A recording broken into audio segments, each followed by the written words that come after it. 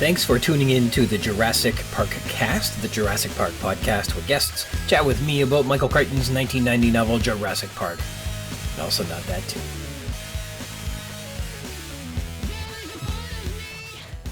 A big shout out to Christoph Oakes of Snail, S-N-A-L-E, and a big thank you to him for letting me use his band's music to score this podcast. And you can find his music on Spotify and on Bandcamp. Today's intro is from the song Shelter Dog from Snail's second album, Charlemagne, and our outro is Centipede from Snail's debut album, Snail. Please hear this clip from episode 70, The Inside Man, where I continue my comparative review of the film Jurassic Park scene by scene and identifying which elements the script has borrowed from the novel. Here is the excerpt.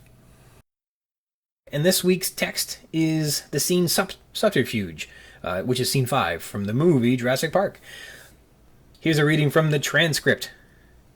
So the setting is a restaurant in San Jose, Costa Rica. Dennis Nedry is seated at a table. Lewis Dodson gets out of a taxi wearing a Panama hat and sunglasses, trying his best to look like a tourist. Nedry, seeing this, laughs and waves him over.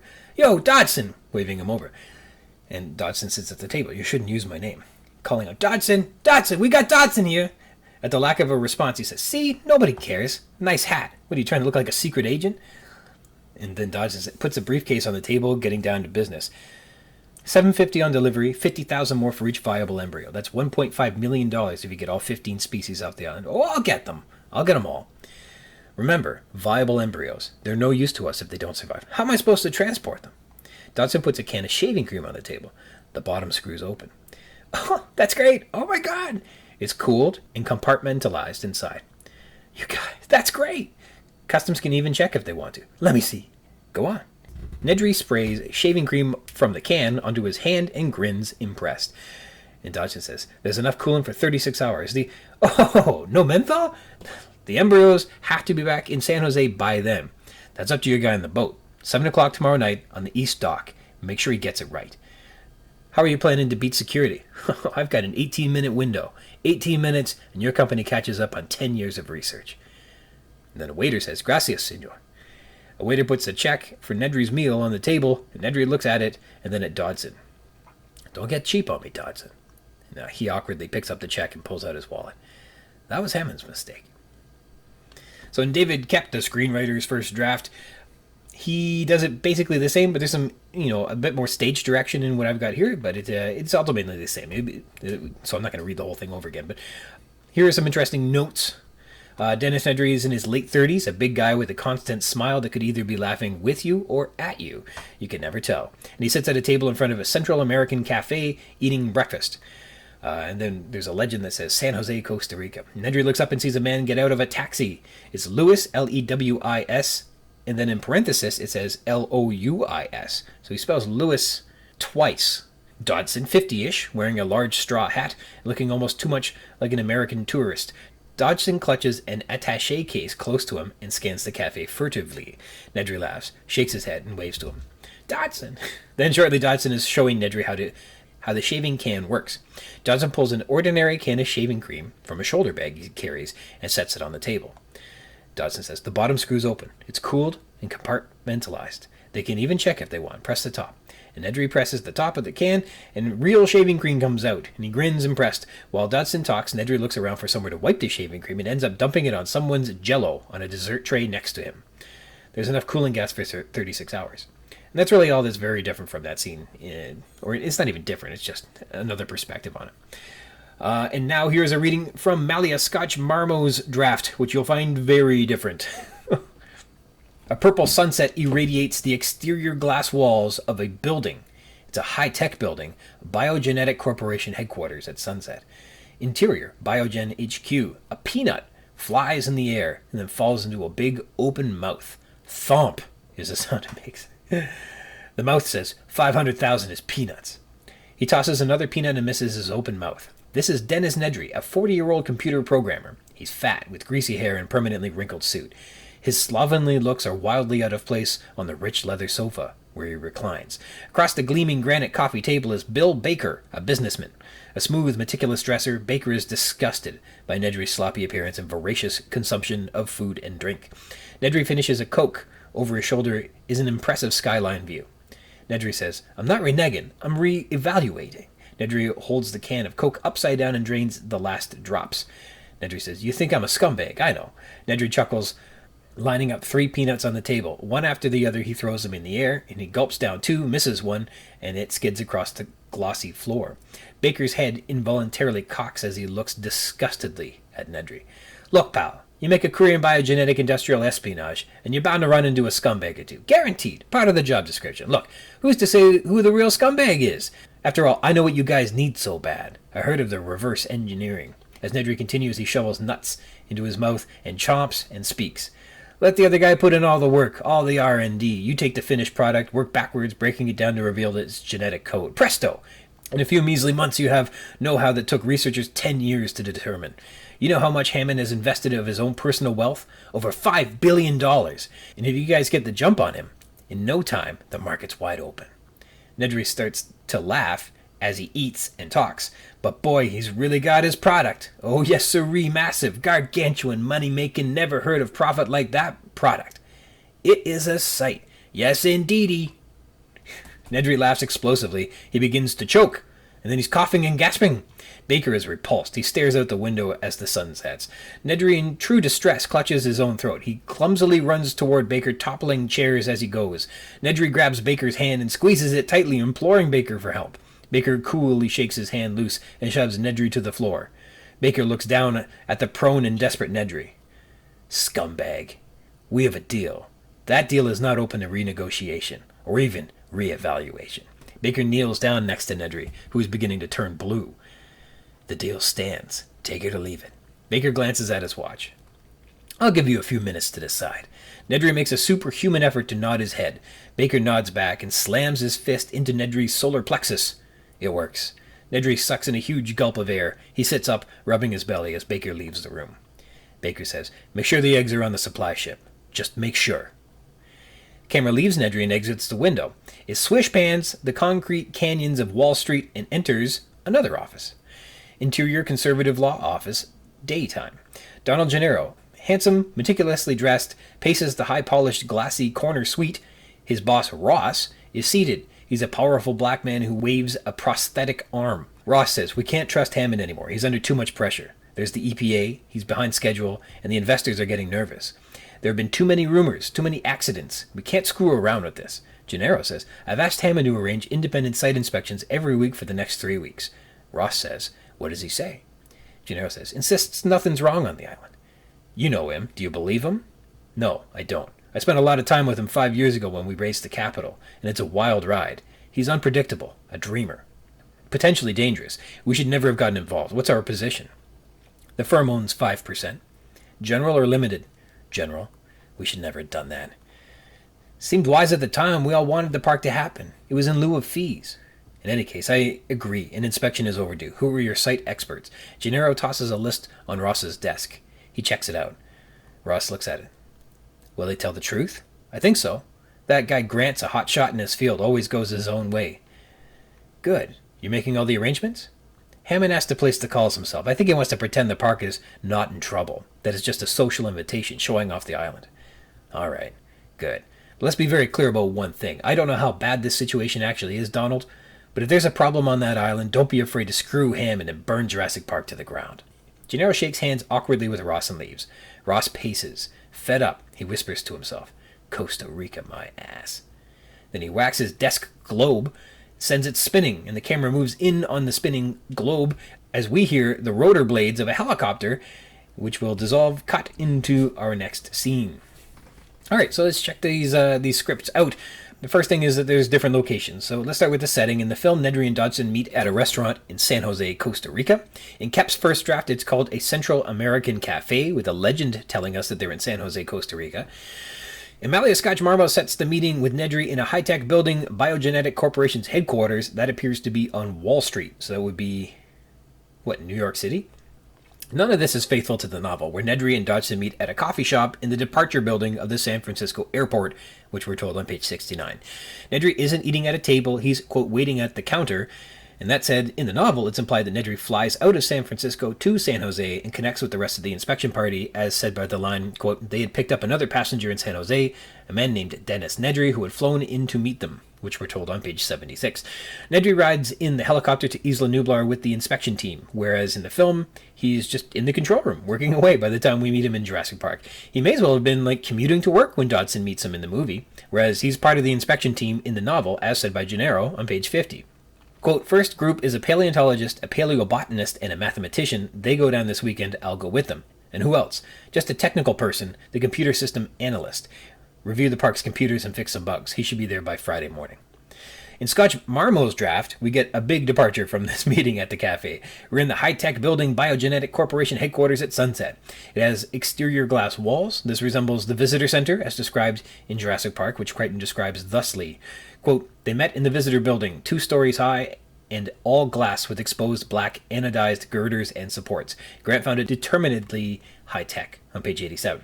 In any case, the visitor center at Jurassic Park is very much like Marmo's Biogenetic Corporation headquarters. It's supposed to look like it's from Silicon Valley, coded as high-tech, futuristic, and all glass, which was an en vogue look for that type of facility during the late 80s. That style of architecture was decidedly high-tech and Silicon Valley. Then we have Dr. Lewis Dodson. In the film, Dodson wears a Panama hat and sunglasses, trying to look like a tourist, and Nedry teases him. He appears frustrated and desperate with Nedry. Koepp's Dodson has an alternate spelling for Lewis, Lewis, which is Louis. Just in case, I don't know why he added that. To be clear, Dodson is spelled Lewis, and that was intentional by Crichton because this name was created in homage to the author of Alice's Adventures in Wonderland, Lewis Carroll, who spells his pseudonym Lewis, Lewis, but was born as Charles Ludwig. And can you guess his original birth last name? It's Dodson. Thus, Lewis Dodson is our villain here. How do I know Crichton did this? Because there are Alice in Wonderland references all over Jurassic Park. See the discussion section in episode 61, Descent, for a full breakdown. It's all there. Scotch-Marmo doesn't use Dr. Dodson, but instead invented Bill Baker. Across the gleaming granite coffee table is Bill Baker, a businessman, a smooth, meticulous dresser. Baker is disgusted by Nedry's sloppy appearance and voracious consumption of food and drink. We have Biosyn. In the film, and in Koepp's first draft, I don't believe Biosyn is mentioned by name, and Scotch-Marmo's draft, the company is named Biogenetic Corporation. In this way, none of the scripts faithfully adapted the novel's villainous Genetic Biosyn Corporation, as it's named on page 40. Now, because Biosyn and Dodson aren't as thoroughly fleshed out in the film or Koepp's scripts, their motivations aren't as clear. Obviously, they're looking to, quote, catch up on, quote, 10 years of research by stealing biotech instead of developing it for themselves. But, quote, reverse engineering isn't mentioned, just like Biosyn wasn't mentioned. In Scotch-Marmo's script, it's more clearly related, as Nedry is challenging Baker to renegotiate terms, where he says, I know what you guys need so bad. I've heard of reverse engineering. And he goes, you let the other guy put in all the work, all the R&D, you take the finished product, work backwards, breaking it down to reveal its genetic code. Presto, in a few measly months you have know-how that took researchers 10 years to determine. This is specifically Dodson's bread and butter at Biosyn, reverse engineering. Now, Dodson was the head of product development at Biosyn, which supposedly consisted of reverse engineering, taking a competitor's product, tearing it apart, learning how it worked, and then making your own version. In practice, it involved industrial espionage, much of it directed toward the InGen Corporation. On page 68, we're told, yes, genetically engineered animals can now be patented. The Supreme Court ruled on that in favor of Harvard in 1987. InGen will own its dinosaurs, and no one else can legally make them. What prevents us from creating our own dinosaurs, someone said. Nothing except that they have a 5-year head start. It would be almost impossible to catch up before the end of the century. He paused. Of course, if we could obtain examples of their dinosaurs, we could reverse engineer them, make them our own, with enough modifications in the DNA to evade their patents. Can we obtain examples of their dinosaurs? Dodson paused. I believe we can, yes. So they're not catching up on 10 years of research. They're overcoming a 5-year head start, we're told on page 68. And as for Hammond personally investing $5 billion of his own personal wealth, that's balderdash. I mean, if Hammond already had $5 billion of personal wealth, what does he care to do anything risky for the purposes of profits? And if Hammond put in $5 billion of his personal wealth, what investors are threatening to pull out, making this safety inspection necessary? Obviously, this element of the script was unfit for publication, right? In the novel, it sounds ridiculous to say more modest, but the fundraising campaign was way less than $5 billion. Frankly, stealing $750,000 from Hammond's personal $5 billion investment doesn't even sound that bad. Who'd even care? do you know what percent of 5,750,000 is? It rounds up to 0%. It's nothing. So obviously that's not what's in the novel. In the novel, we get, quote, with Gennaro's help, Hammond got his money. Between September of 1983 and November of 1985, John Alfred Hammond and his pachyderm portfolio raised $870 million in venture capital to finance his proposed corporation, International Genetic Technologies, Inc. And they could have raised more, except Hammond insisted on absolute secrecy, and he offered no return on capital for at least 5 years. That scared a lot of investors off. In the end, they had to take mostly Japanese consortia. On page 60. $1 million compared to $870 million investment is also a pittance, literally 1 out of 870, but that's not $5 billion. It's like numbers don't mean anything anymore once you start talking about multiple billions. They're just too incomprehensible.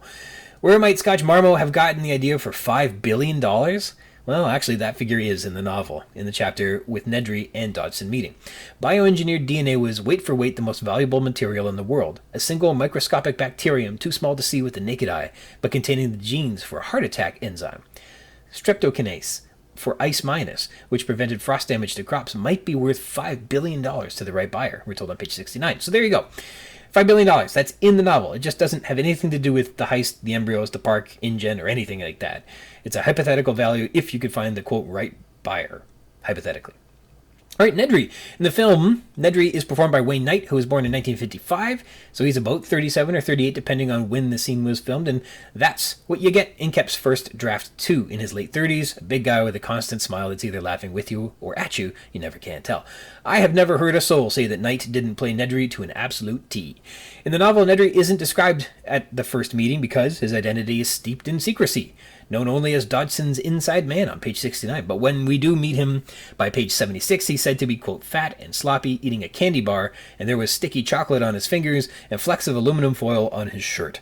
Nedry had mumbled something about doing computers on the island and hadn't offered to shake hands. Scotch-Marmo writes Nedry as a, quote, 40-year-old computer programmer. He's fat with greasy hair and permanently wrinkled suit. The novel doesn't give us Nedry's age, although his face is described as boyish on page 273, after he's been scavenged by the compies. That doesn't really jive with late 30s or 40 years old, but it's hard to nail down how old he is in the novel. Consider this observation from Tim during the tour, who describes Nedry as a, quote, fat college kid who had something to do with computers on page 93. So he's described as boyish and a college kid. Neither imply he's 40 years old. That's what the novel gives us in any case.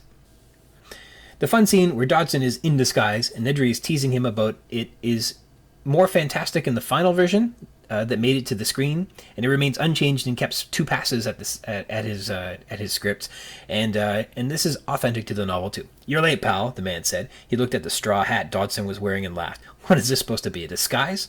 On page 69. Nedry says Dodgson's name a bunch of times, and it's funny. And this correlates with Nedry's backup plan. Nedry being damned careful, even to the point of making Dodgson meet him in the San Francisco airport at the last minute with an excuse about wanting to see the money. Actually, Nedry wanted to record his conversation with Dodgson and mention him by name on tape, just so that Dodgson wouldn't forget he owed the rest of the money. Nedry was including a copy of the tape with the embryos. In short, Nedry had thought of everything on page 134. And this plays out in the novel less dramatically. "Hell no, Dodgson," the man said. "I want to see the damn money." "Okay, fine." The man turned away, drank his coffee. "That's fine, Dr. Dodgson," page 69. So he uses his name over and over so that he can incriminate him if necessary.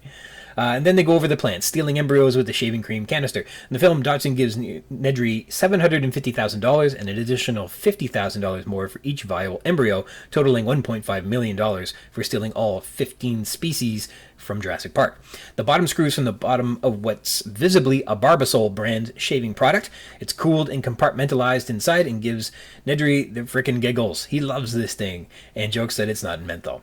It has enough coolant for 36 hours, and we learn that Nedry aims to get this to Dodgson's, quote, guy on the boat, where he'll have it for him at 7 o'clock Saturday night at the East Dock. Quote, make sure he gets it right. In Koepp's first draft, it's all the same, except when Nedry goes to wipe the shaving cream from his hand, he ends up dumping it on someone's Jell-O on a dessert tray next to him. So it wasn't his pie, it was someone else's Jell-O. This is still a monstrous thing to do with shaving cream. In the novel, Nedry wipes the foam on the edge of his plate on page 70. In Scotch-Marmo's draft, they don't go over the plan. and her draft doesn't include the shaving cream canister, but it mentions that Nedry doesn't want to do the job for $500,000, so Nedry is being paid significantly less for his work than in Koepp's script. In the novel, Nedry is set to make $1.5 million, just as Koepp has said. We're reminded on page 134, quote, his plan was going to make him $1.5 million, 1.5 meg. That was 10 years of income in a single tax-free shot. It was going to change his life. And the shaving product is a large can of Gillette Foamy shaving cream on page 70, not a Barbasol product. It's said to be, quote, a little heavier than usual, and Dodson's technical team had been, quote, assembling it around the clock for the last 2 days. In the novel, there are 15 species for Nedry to steal the embryos for. That is the same. $50,000 more for each viable embryo, totaling $1.5 million for stealing all 15 species from Jurassic Park. Of course, $50,000 multiplied by 15 species equates to $750,000, which is the second half of the $1.5 million that they agreed upon. This suggests that there are going to be only 15 embryos which Nedry is to steal for Koepp's script.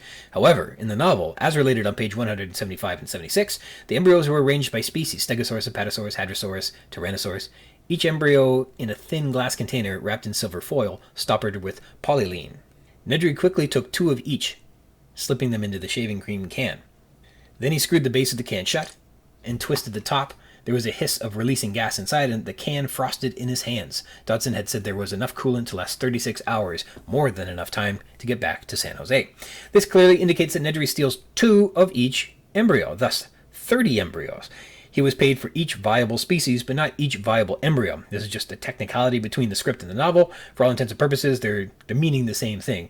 I'm just being very thorough. And the coolant lasts 36 hours. That is consistent with the novel as well. Then this idea of renegotiating. Nedry almost suggests that they renegotiate the terms in the novel. Let's just review the bidding, he says on page 70. The deal is the same, Dodson said. $50,000 on delivery of each embryo. If they're viable, an additional $50,000 each on page 71. This may not necessarily be renegotiating terms, as opposed to Nedry just capturing Dodson on tape with all the details about their heist scheme, for the purposes of keeping Dodson honest, should he not want to pay the full amount later. In Scotch-Marmo's script, renegotiating the terms was adapted into a serious point of contention. Nedry knows Baker needs him to get way ahead, so he looks to leverage more money from him. Baker implies that he'd rather let Nedry die than renegotiate terms, and so they agree with their arrangements. The East Dock. In the film and in Koepp's first draft, the embryos are to be delivered to Dodson's other insider at the East Dock at 7 p.m. Quote, make sure he's got it right. This somehow implies that there are other docks or other boats, or there's something that could be misunderstood, and Nedry needs this other guy to, quote, get it right. In the novel, he says the same. Just make sure you have the boat waiting at the East Dock of the island Friday night, not the North Dock, where the big supply boats arrive. The East Dock, it's a small utility dock. You got that? On page 71. Here there's a bit more clarity. Oh, there are 2 docks, and this guy better be at the correct one. It's implied that Dodson's guy has his own boat, too, as Nedry thinks on page 176, quote, because if Dodson's boat wasn't waiting for him at the East Dock when Nedry got there, the whole plan would be ruined, which basically outlines this is a boat of Dodson's, not the NB, not a supply boat, and not a client of Jurassic Park, but Dodson. Beating security. How is Nedry's plan to work? There are a few more details described in this scene too. So Lewis Dodson says, how are you planning to beat security? And Nedry says, oh, I've got an 18-minute window, 18 minutes, and your company catches up on 10 years of research. So that was the plan. It should take only 18 minutes. The novel doesn't explicitly say how long the plan was expected to take.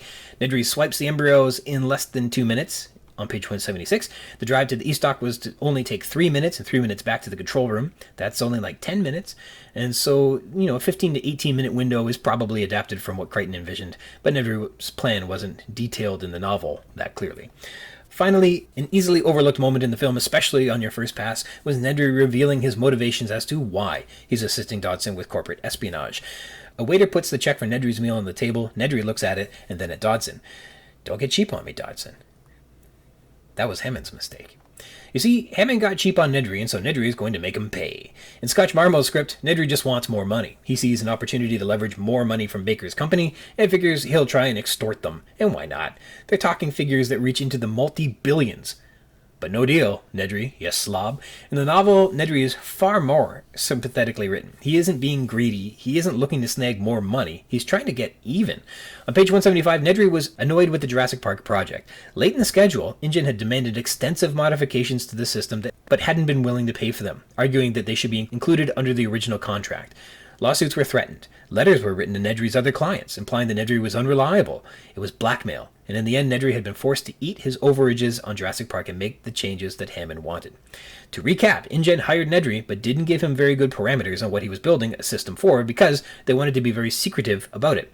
In the novel, when he received the parameters that InGen was looking for, he was so astonished and confused that he called his friend Barney Fellows to try and make sense of it all. Here's from page 103. A couple of years earlier, when InGen had hired Nedry to design the park control systems, one of the initial design parameters called for data records with 3 by 10 to the exponent 9 fields. Nedry just assumed that it was a mistake and had called Palo Alto to verify it, but they had told him the spec was correct. 3 billion fields. Nedry had worked on a lot of large systems. He'd made a name for himself setting up worldwide telephone communications for multinational corporations.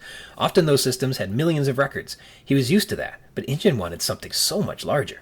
Puzzled, Nedry had gone to see Barney Fellows over at Symbolics near MIT campus in Cambridge. What kind of database has 3 billion records, Barney? Well, my guess is they're doing something with DNA, Barney said. What's the system? Multi-XMP. Multi-XMP? You mean more than one cray? Wow. Barney was frowning now, thinking that one over. Can you tell me anything else? Sorry, Nedry said, I can't. And he had gone back and designed the control systems. It had taken him and his programming team more than a year, and it was especially difficult because the company would never tell him what the subsystems were for. The instructions were simply design a module for record keeping, or design a module for visual display. They gave him design parameters, but no details about use. He had been working in the dark, and now that the system was up and running, he wasn't surprised to learn there were bugs. What did they expect? And they'd ordered him down here in a panic, all hot and bothered about his bugs. And as for the blackmail and letters to his other clients saying he was unreliable, Hammond shares his thoughts on that subject too. Quote, Nedry's a genius in his own way, but we had to press him quite hard toward the end to make sure he got things right, says Hammond on page 199. So, Hammond was just doing business and pressing hard. In any case, it reads as if Nedry and his company, Integrated Computer Systems, Inc., were losing money on the project, being, quote, forced to eat his overages, and at the same time, InGen was threatening to ruin his reputation with other clients, or in other words, his potential to do business in the future. I don't see Nedry as a greedy monster looking to get rich, but rather another of Hammond's victims, who's looking to just get back to even so he can move on. That said, his thoughts describing the money from Dodson as, quote, 10 years of income in a single tax-free shot, and it was going to change his life, does argue otherwise. He's getting bonus money. No, he's not getting even. In any case, it's not just for the money, is what I'm saying. But the money's still really good all the same. Dodson's inside man's secret identity. The truth is, the subterfuge isn't really fully realized, and at no point does Nedry's secret identity truly provide any drama, suspense, tension, or higher stakes. There is some misdirect that perhaps Malcolm is the obnoxious and arrogant briefcase-carrying man inside man who's openly no friend of Hammond's, but again, that's not played for drama or tension either. The misdirect and secrecy of the inside man is simply not developed to best effect. There is nothing really gained by hiding Nedry's identity in the novel. Like even in Dune, we're told in the very, very early chapters in a quote that precedes one of the chapters, Yui, Yui, Yui, goes the refrain. 1,000,000 deaths were not enough for Yui. From A Child's History of Muad'Dib by the Princess Irula. Basically, from the beginning of the novel, you know that Yui and 1,000,000 deaths are related. And I read this as Yui was responsible for the deaths of all the freemen, and that was true. Though his motivations are revealed to be far more complicated and sad than I imagined, and that was cool too. I looked into this quote, and it appears that there appear to be two readings of it. Either even 1,000,000 deaths would not be enough to punish Yui for his treachery, or he's so bloodthirsty even 1,000,000 deaths aren't enough for him, he wants more. But in either reading, you know that Yui is going to betray his people. And believe me, knowing that he's destined to do something truly horrifying, as in the book of legend written by the Princess Irula quotes the chanting masses, Yui, Yui, Yui, goes the refrain, 1,000,000 deaths were not enough for Yui. You know this dude does something, and it adds tremendous suspense and tension to every scene that he's in. So perhaps Jurassic Park may have benefited from revealing the inside man's identity, if you believe Frank Herbert knows anything about science fiction anyhow. Nedry isn't confirmed as Dodson's inside man until page 175, 100 pages later, in a middling throwaway line after he's already halfway through the embryo heist. Quote, but later, when he was approached by Lewis Dodson at Biosyn, Nedry was ready to listen, and able to say that he could indeed get past Jurassic Park security.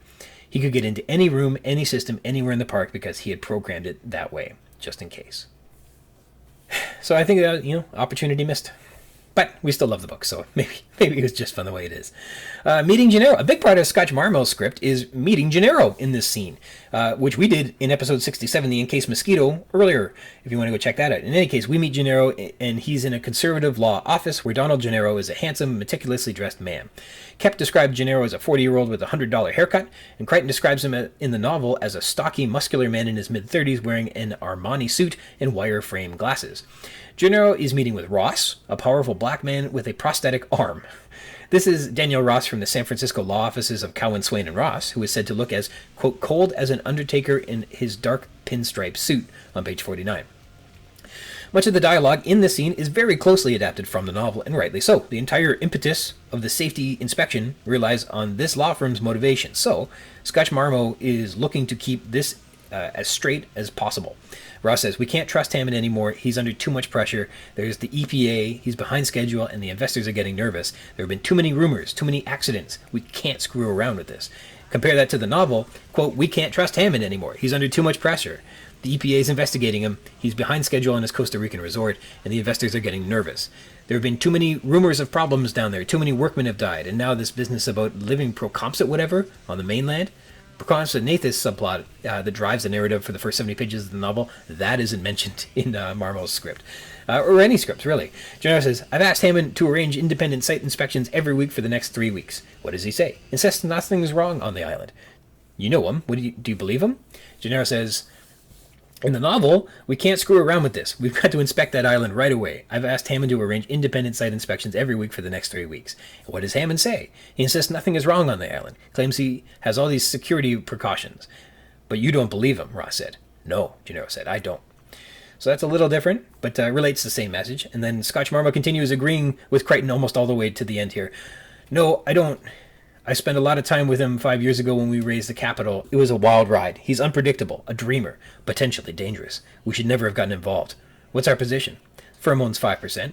General or limited? General. We should never have done that. Seemed wise at the time. We all wanted the park to happen. It was in lieu of fees. In any case, I agree an inspection is overdue. Who are your site experts? And Gennaro tosses a list on Ross's desk to check out, and Ross wonders, will they tell the truth? Again, all tremendously similar to Crichton, if not verbatim for most of it. Hammond's a dreamer, Gennaro said. A potentially dangerous dreamer, Ross said. We should never have gotten involved. What is our financial position? The firm, Gennaro said, owns 5%. General or limited? General. Ross shook his head. We should never have done that. It seemed wise at the time, Gennaro said. Hell, it was 8 years ago. We took it in lieu of some fees. And if you remember, Hammond's plan was extremely speculative. He was really pushing the envelope. Nobody really thought he could pull it off. But apparently he has, Ross said. In any case, I agree that an inspection is overdue. What about your site experts? I'm starting with the experts Hammond already hired as consultants early in the project, Gennaro tossed a list on Ross's desk. First group is a paleontologist, a paleobotanist, and a mathematician. They go down this weekend, and I'll go with them. Will they tell you the truth? Ross said. Now, in the novel, there's much more backstory on Gennaro's role in helping Hammond raise money with the pachyderm portfolio, which recall from earlier was said to be $870 million. The firm accepts general stock options to the tune of 5% in lieu of fees, and 5% of $870 million is $43 million. That's not a bad payday for them, I guess. Back to Scotch-Marmo's script. Gennaro says, I think so. That guy Grant's a hotshot in his field, always goes his own way. Good. You're making all the arrangements? Hammond has to place the calls himself. I think he wants to pretend the park is not in trouble. That it's just a social invitation showing off the island. Again, Crichton's novel says the same thing. He just adds a little bit more detail. I think so. None of them had much to do with the island, and one of them, the mathematician Ian Malcolm, was openly hostile to the project from the start. Insisted it would never work. Could never work. And who else? Just a technical person. Computer system analyst. Review the park computers and fix some bugs. He should be there by Friday morning. Fine, Ross said. You're making the arrangements?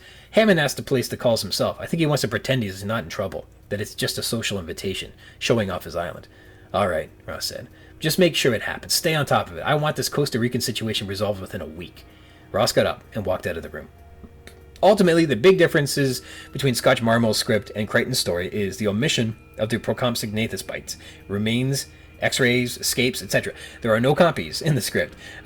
This is all taken from a chapter Cowan, Swain, and Ross, but the conclusion of the scene is adapted from the chapter Hammond on page 58. Ross says, all right, good, but let's be very clear about one thing. I don't know how bad this situation actually is, Donald, but if there's a problem on that island, don't be afraid to screw Hammond and burn Jurassic Park to the ground. Gennaro shakes hands awkwardly with Ross and leaves. Ross paces, fed up and he whispers to himself, Costa Rica my ass. Then he whacks a desk globe and sends it spinning. In the novel, it's similar, but like I said, from a different chapter. Gennaro walked down the hallway tearing the sales tags off his suitcase. As he passed the all-glass conference room, Dan Ross left the table and came outside. Have a good trip, Ross said. But let's be very clear about one thing. I don't know how bad this situation actually is, Donald, but if there's a problem on that island, burn it to the ground. Jesus, Dan, we're talking about a big investment. Don't hesitate. Don't think about it. Just do it. Hear me? Gennaro nodded. I hear you, he said. But Hammond, screw Hammond, Ross said. Ross is willing to light that $43 million of their general stock all up to get out of bed with Hammond. Those are Gennaro's marching orders. Screw Hammond. Because the general stock means they're not covered in the event of a lawsuit, and Ross believes the island is so risky and unsafe that they'd lose money. Read, they'll be held liable for greater than $43 million in expenses and penalties. So get out while the getting's good. And so there's a review of that scene, all the details that come from the novel, and how they further inform our view of the movie. Some of the interesting things that other versions of the script were focusing on.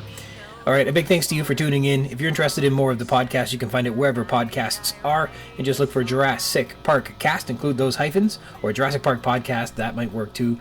And if you like the videos, you can like and subscribe and receive notifications when a new one is available.